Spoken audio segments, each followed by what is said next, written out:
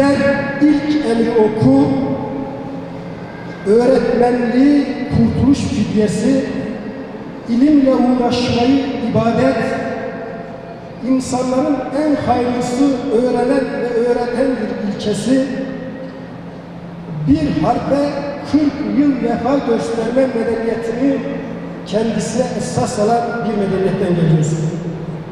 Bu medeniyet 1000 yıl insanlığa huzuru, barışı, kardeşliği ve refahı sunmuştur.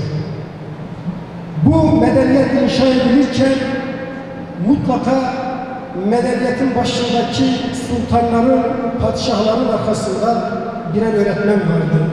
Çünkü öğretmenlik mesleği dünyanın en kutsal mesleğidir.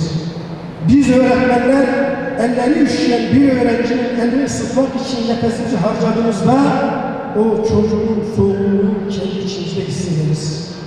Hastalanan bir öğrencimizin acısını vücudumuzun tüm zerrelerinde hissederiz. Çünkü öğrencilerimizle biz günde 8 saatte 6 saat zaman geçiriyoruz. Geriye kalan 16 saat, 18 saatlik zaman dilimini öğrencilerimiz sosyal medyada, yazılı görsel basında, çevresiyle ve ailesiyle geçirmektedir. Yine bizim medeniyetimizde 3 insanın eli öpülür. Bunlardan baba, anne ve öğretmen. Hakkı ödenmesi gereken bunlardır. Bizim medeniyetimiz kendisini inşa ederken bilenlerle bilmeyenlerin bir olmadığını defalarca vurgulamaktadır. Bu vurgudan şunu anlıyoruz. Bilenlerin bildiklerini bilmeyenlere anlatması farzdır. Toplumsal gelişmenin esasıdır. Müreffeh ülkelerle yarışmanın da olmazsa olmaz şartıdır. Eğer bakıyorsunuz bu sıfatlar sizlere hitap ediyorsa, ilkokul öğretmenimiz sevgili Önmez hanımefendiyi, arada bir sürü öğretmenim var, tek tek sayamam size ama üniversitedeki İlber Ortaylı hocamı nasıl unutabilirim? Evet, hiçbirini unutmuyorum. Hepsini hayırla yad ediyorum. Allah hepinizden, hepsinden razı olsun. Ben razıyım, Allah da razı olsun inşallah. Evet, şu cümleyle bitireceğim. O kadar kıymetlisiniz ki en kıymetlimizi size emanet ediyoruz. Hepinizi saygılarımla selamlıyorum.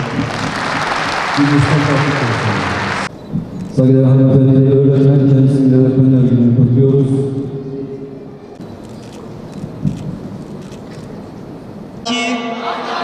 İnsani, manevi ve kültürel değerlerini benimseyip, koruyup, bunları geliştirmek için çalışacağıma, rüyam var. Bugüne kadar 3 rüya gördüm. 3 hayalim oldu. İkisi gerçekleşti.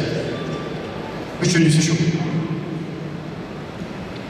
6,5 asır egzersiz yapan edebiyatımız, divan edebiyatımız, Şeyh Galip adlı bir usta yetiştirdi ve ağır ağır sustu.